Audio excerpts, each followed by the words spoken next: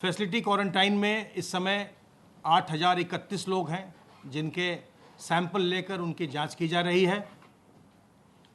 जो लोग isolation wards में भर्ती हैं उनमें से 68 लोगों को 68 को ऑक्सीजन सपोर्ट दिया जा रहा है और 4 लोग इस समय वेंटिलेटर पर हैं, 4 मरीज वेंटिलेटर पर हैं।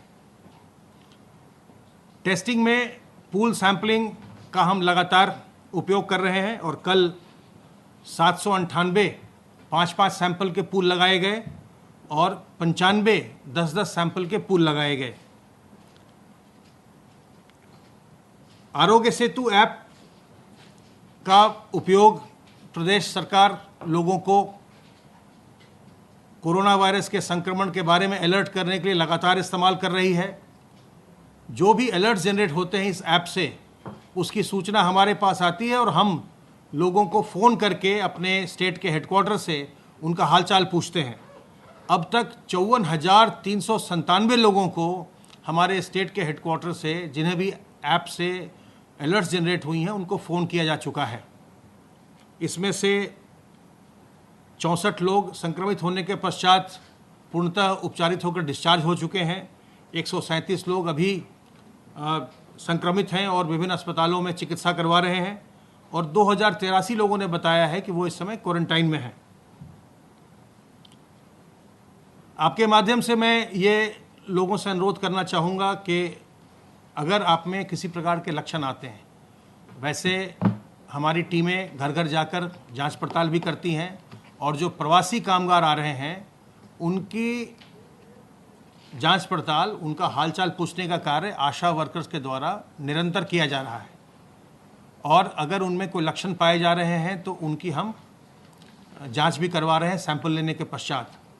लेकिन अगर किसी भी व्यक्ति को अगर ऐसा लगे कि उसमें कोई लक्षण आ रहे हैं, अगर आपको बुखार हो रहा है, अगर आपको खांसी हो रही है, अगर आपको सांस लेने में तकलीफ़ हो रही है, तो तत्काल जिला चिकित्सालय जाएं या नज़दीक के सरकारी अस्पताल जाइए, सलाह लीजिए, अपनी जांच करवाइए और अगर संक्रमण पाया जाता है तो उसका इलाज करवाइए। जांच की व्यवस्था और इलाज की व्यवस्था सरकार की ओर से बिल्कुल निःशुल्क है, इसलिए बिल्कुल संकोच न करें। अगर आप संकोच करेंगे तो आपको बाद में परेशानी हो सकती है। जो भी मामले जिनमें जटिलताएं आ रही हैं उनमें यही देखा जा रहा है कि जो लोग विलंब से आ रहे हैं, जो अपनी बातों को छुपा रहे हैं, अपनी बीमारी को नहीं बता रहे हैं, उन्हें बाद में जटिलताएं हो रही हैं। जो लोग जैसे ही उनकी सांस फूलने लगे या उनको खांसी बार बार आने लग जाए या बुखार हो, वो तत्काल अपनी जांच पड़ताल करवा ले रहे हैं, उन्हें कोई समस्या नहीं हो रही है और वो बिल्कुल स्वस्थ होकर के घर लौट रहे हैं। इसलिए आप सबों से मेरा अनुरोध है कि अगर आप में कोई लक्षण आए और अगर आपको लगता है बुखार है, आपके घर में कोई थर्मामीटर है उससे आप जाँच कर लें और अगर आपको बुखार है तो तत्काल सलाह लीजिए। अगर आपको खांसी हो रही है बार बार, अगर आपकी सांस फूल रही है, सलाह लीजिए और आप हमारे हेल्पलाइन नंबर 1800 180 51 45 पर भी फ़ोन करके सलाह ले सकते हैं। सर्वेलेंस का कार्य हमारा लगातार चल रहा है। अब तक 14,268 इलाकों में, जिनमें 3,989 हॉटस्पॉट इलाके हैं और 10,279 नॉन हॉटस्पॉट इलाके हैं, इनमें सर्वेलेंस का कार्य हुआ है। 1,03,433 टीम दिवस के माध्यम से 80,15,712 हाउस होल्ड्स का सर्वेलेंस किया गया है, जिसमें 4,07,20,044 लोगों को सर्वेलेंस में लिया गया है। 4 करोड़ से भी अधिक जनसंख्या का सर्वेलेंस अभी तक हमारी टीमों के द्वारा किया जा चुका है। आशा वर्कर्स के द्वारा अब तक 12,03,680 प्रवासी कामगारों की ट्रैकिंग की जा चुकी है और इनमें से 1102 लक्षणों वाले पाए गए हैं जिनका सैंपल लेकर के उनकी जांच की जा रही है। बार बार आपके माध्यम से अनुरोध करने का हम नतीजा देख रहे हैं कि जो हमारे बुजुर्ग हैं उनका प्रतिशत संक्रमित लोगों में लगातार घट रहा है। जब हम लोगों ने ये प्रेस कॉन्फ्रेंस प्रारंभ किया था उस समय जो 60 साल से अधिक उम्र के लोग हैं उनका प्रतिशत कुल संक्रमित लोगों में से 9% के आसपास हुआ करता था। आज वो प्रतिशत घट करके जो 60 साल से अधिक के लोग हैं उनका प्रतिशत केवल 5.99% रह गया है। इसका अर्थ ये हुआ कि जो बार बार हमारी अपील है आपके माध्यम से हम जो लोगों से कह रहे हैं कि अपने बुजुर्गों को संक्रमित होने से बचाइए, अपने जो पहले से कमज़ोर लोग हैं, बीमार लोग हैं, उनको संक्रमित होने से बचाइए, जो गर्भवती महिलाएं हैं उनको संक्रमित होने से बचाइए, जो छोटे बच्चे हैं इनको संक्रमण न हो, हमें ऐसा प्रयास करना चाहिए। उसका लाभ हो रहा है। और इस समय जो हमारे बुजुर्ग हैं 60 ईयर से ऊपर के लोग हैं उनमें संक्रमण केवल 5.99% है कुल संक्रमित लोगों का। इस संक्रमण से हमें सतर्क रह के, सावधान रह के अपना बचाव करना है। इससे हमें घबराने की आवश्यकता नहीं है। अगर हम सावधानी बरतते हैं, हम सतर्क रहते हैं, अपने हाथ को बार बार हम साबुन पानी से धोते रहते हैं, अगर हम अपने सार्वजनिक स्थलों पर अपने मुंह और नाक को हम ढक कर रखते हैं, उसको हम चाहे फेस मास्क से करें, चाहे हम रुमाल से करें, दुपट्टे से करें, नकाब से करें, किसी और चीज़ से करें, गमछे से करें, लेकिन मुंह और नाक को ढक के रखिए जब भी आप सार्वजनिक स्थल में जाएं। और जब भी आप किसी से मिलें, किसी के पास जाएं, तो 2 गज की दूरी ये है बहुत ज़रूरी। इसको ध्यान रखें कि 2 गज की दूरी हमेशा हमको मेंटेन करनी है। अगर हम 2 गज की दूरी पर हैं तो हमें संक्रमण का जो आशंका है, जो खतरा है, वो बहुत ही कम हो जाता है। इसी प्रकार से जो लोग सिगरेट पीते हैं उन्हें बहुत सतर्क रहना चाहिए, क्योंकि सिगरेट पीने में एक तो आपके लंग्स पर उसका प्रभाव पड़ता है और ये बीमारी आपके फेफड़ों को असर करती है।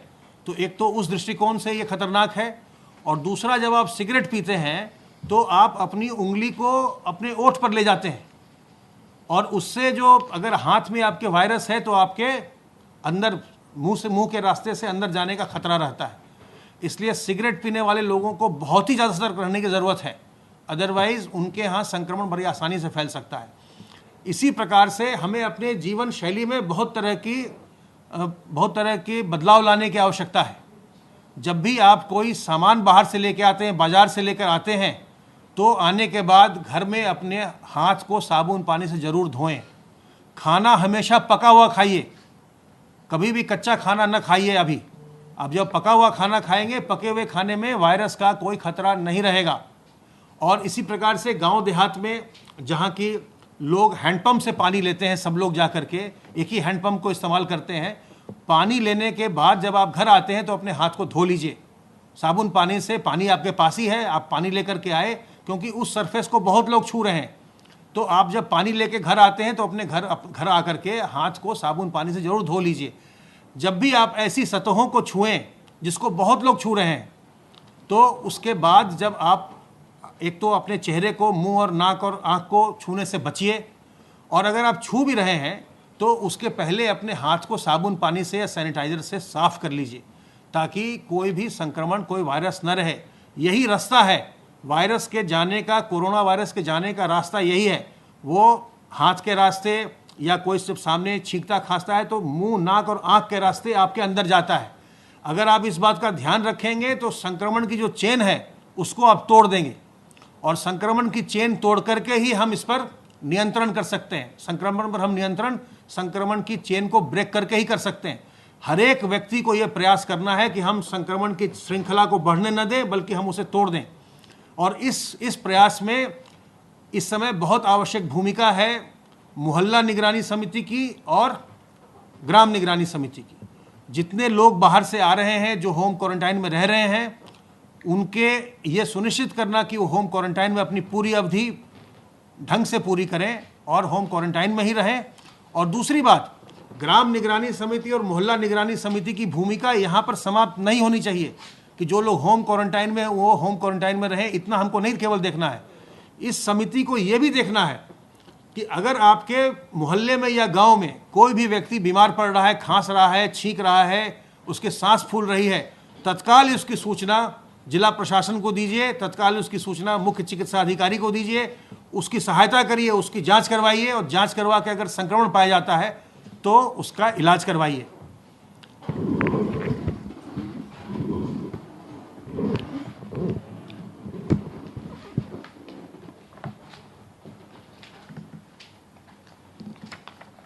माननीय मुख्यमंत्री जी ने आज लोक भवन में 10:30 बजे टीम 11 की बैठक आयोजित की।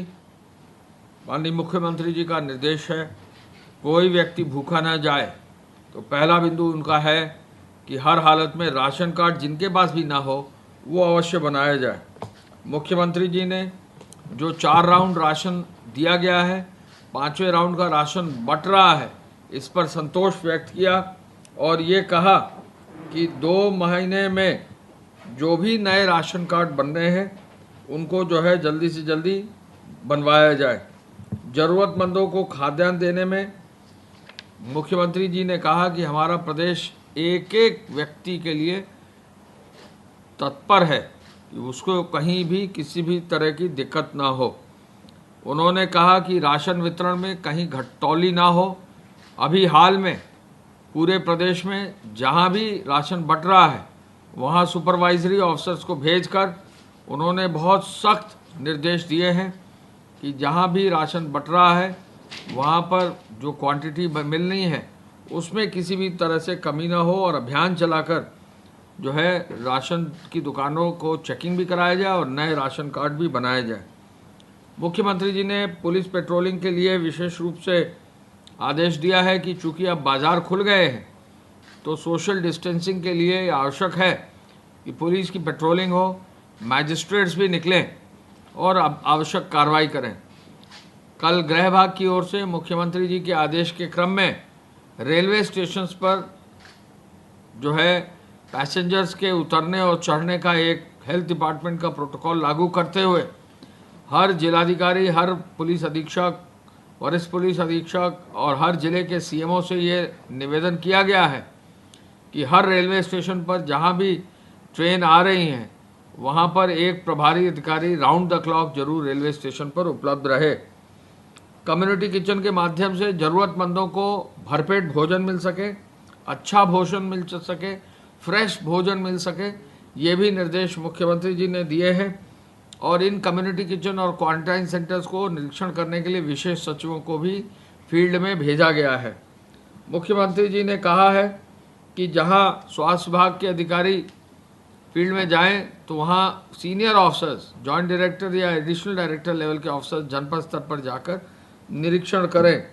इन अधिकारियों को इमरजेंसी सेवाओं को भी और जहां आवश्यकता है वहां ऑपरेशन की भी व्यवस्था सुनिश्चित करने का निर्देश उनको दिया गया है। मुख्यमंत्री जी ने कहा है कि कोविड की जंग जो है उसको हर स्तर पर सतर्क रह के लड़ने की आवश्यकता है और इसमें सभी लोगों को समन्वय बनाकर आगे ले जाने की आवश्यकता है। मुख्यमंत्री जी का ये मत है कि जो हमारे 6 मेडिकल कॉलेज हैं ये सबसे सेंसिटिव हैं। जो 6 मेडिकल कॉलेज सेंसिटिव हैं वो है आगरा, मेरठ, कानपुर, अलीगढ़, मुरादाबाद और फिरोज़ाबाद। मेडिकल कॉलेजेस में विशेष रूप से काम हुआ है। इस बीच में मेडिकल कॉलेजेस में एवं राज्य की केंद्रीय संस्थाओं में जो है 22 अपनी प्रयोगशालाओं में काम होना शुरू हुआ है। कुल मिला के 31 प्रयोगशालाओं में काम शुरू हुआ है, लेकिन मेडिकल कॉलेजेस की प्रयोगशाला में जो है अब काम शुरू हुआ है। और आपको बताकर ये खुशी है कि मुख्यमंत्री जी के निर्देशानुसार लगभग 11-12 ऐसे नए टेस्टिंग लैब्स के लिए भी टेंडर अब जो है मेडिकल कॉलेजेस द्वारा, चिकित्सा शिक्षा विभाग द्वारा कर दिया गया है, जिससे कि उनको हर हालत में आगे बढ़ाया जा सके। मेडिकल कॉलेजेस को मजबूत करने के लिए 52 dedicated Covid hospital medical colleges में केवल बनाए गए हैं, जिनकी क्षमता 2500 से अधिक है। पूरे प्रदेश में लेवल 1 के 403 अस्पताल हैं, जिनमें 72,934 लोगों को जो है लोगों के लिए बेड की व्यवस्था हो गई है। लेवल 2 में जहां ऑक्सीजन और वेंटिलेटर की भी व्यवस्था है, 75 ऐसे अस्पताल हैं जिनमें 16,212 बेड्स की व्यवस्था की गई है। और लेवल 3 में 25 हाई एंड के मेडिकल कॉलेजेस हैं जहां 12,090 बेड्स की व्यवस्था की गई है। तो ऐसे में 1,01,236 बेड्स पूरे प्रदेश में कोविड पेशेंट्स के लिए किया गया है, जो एक रिकॉर्ड है, पूरे देश में रिकॉर्ड है।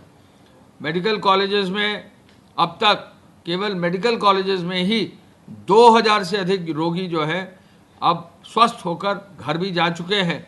और इन मेडिकल कॉलेजेस में डेडिकेटेड कोविड अस्पताल के अतिरिक्त डायलिसिस के लिए भी कोविड लेबर रूम भी और कोविड ऑपरेशन थिएटर भी वेंटिलेटर युक्त स्थापित किए गए हैं। यानी यदि कोई कोविड पेशेंट है जिसको डायलिसिस की ज़रूरत है, यदि कोई कोविड पेशेंट है, महिला है जिनको लेबर रूम में जाना है, यानी प्रेग्नेंट मदर है, या कोविड कोई पेशेंट है जिनका ऑपरेशन होना है, उसकी भी व्यवस्था जो है वेंटिलेटर युक्त आईसीयू की भी व्यवस्था मेडिकल कॉलेजेस में कर ली गई है।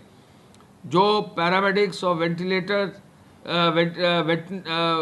जो ऑफिसर्स हैं, चिकित्सक हैं, उनकी ट्रेनिंग मेडिकल कॉलेज में 13 प्रकार की ट्रेनिंग की गई, 13 ट्रेनिंग्स अलग अलग प्रकार की गई हैं। और इसके साथ साथ 28,000 एनसीसी कैडेट्स को भी मेडिकल एजुकेशन विभाग द्वारा ट्रेन किया गया है।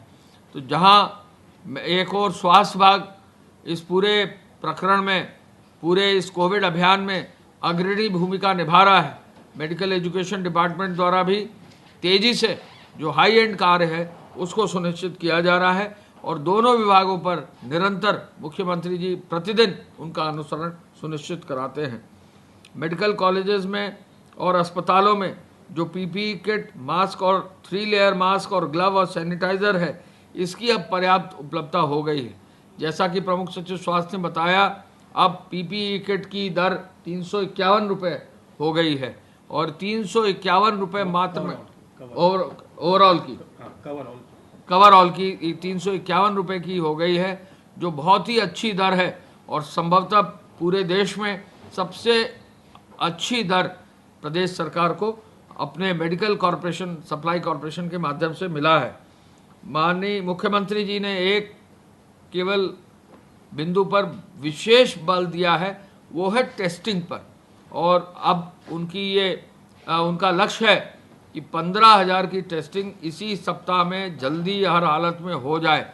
आपको मालूम है टेस्टिंग की व्यवस्था 10,000 करीब क्रॉस कर गई है, उसको 15,000 करने के लिए ट्रूनेट मशीन जो है वो विशेष रूप से मंगाई गई हैं। और आपको बताकर मुझे खुशी है कि जहां सरकारी जहाज, सिविल एविएशन डिपार्टमेंट का, राज्य सरकार का जहाज 2 से 3 बार विशेष रूप से जो पूरी ट्रूनेट मशीन है वहां से सीधे लेकर आया है, जिससे कि इन मशीनों को जल्दी से जल्दी हमारे सभी हॉस्पिटल्स में, हमारे मेडिकल कॉलेजेस में लगाया जा सके। और इनसे अब ये क्षमता जो है 15,000 हो जा रही है प्रतिदिन के टेस्ट की। वेंटिलेटर्स को भी क्रियाशील किया गया है और साथ में पुलिस बल और सुरक्षा कर्मियों को भी, मेडिकल टीम को भी संक्रमण से बचने के लिए निर्देश दिए गए हैं। मुख्यमंत्री जी ने आईडीसी को महोदय को ये कहा है कि निवेश वृद्धि के लिए उद्योगों से वो संवाद बनाएं, निवेशकों से संवाद बनाएं।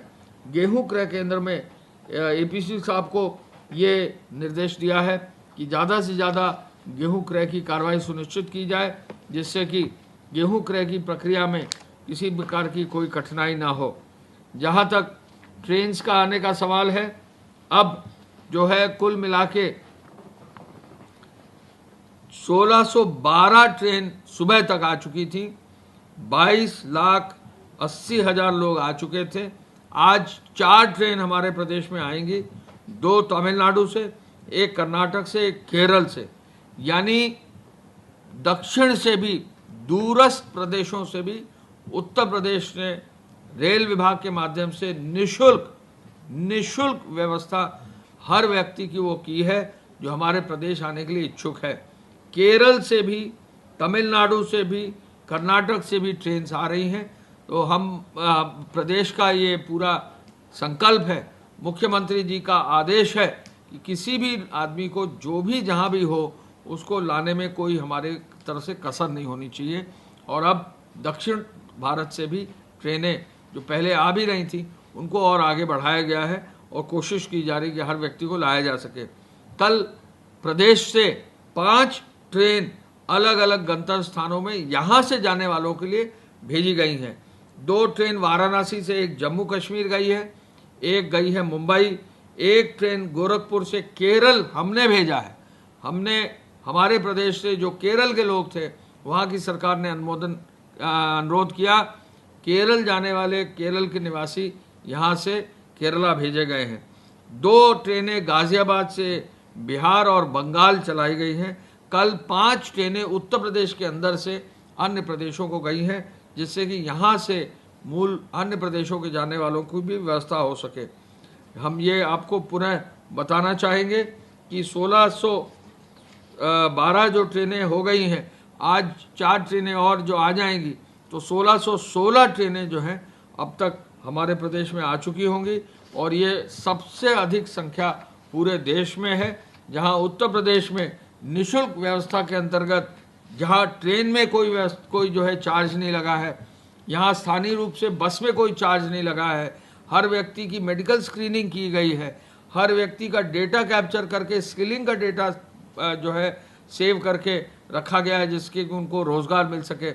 हर व्यक्ति को एक राशन का किट घर जाने से पहले 15 दिन का दिया गया है। हर व्यक्ति को उनके बैंक अकाउंट में पता करके 1000 रुपये की धनराशि और दी गई है। तो हर स्तर पर कोशिश करके हर श्रमिक और कामगार को हमारे प्रदेश में ससम्मान घर लौटाने की व्यवस्था की गई है और लगभग 30-31 लाख 32 लाख लोग आ चुके हैं। इन हर श्रमिक और कामगारों का डेटा भी तैयार उत्तर प्रदेश सरकार कर रहा है। मुख्यमंत्री जी ने आदेश किया है ये डेटा तुरंत तैयार हो।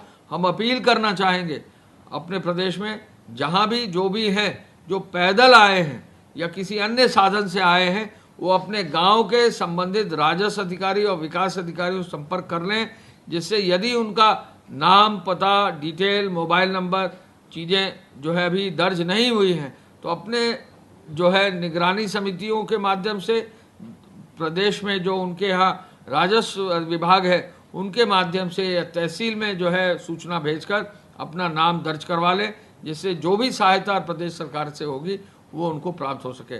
धन्यवाद। जय हिंद। खबरों में बने रहने के लिए RNI की फेसबुक, ट्विटर, इंस्टा और यूट्यूब को सब्सक्राइब करें। बेल आइकन दबाना ना भूलें।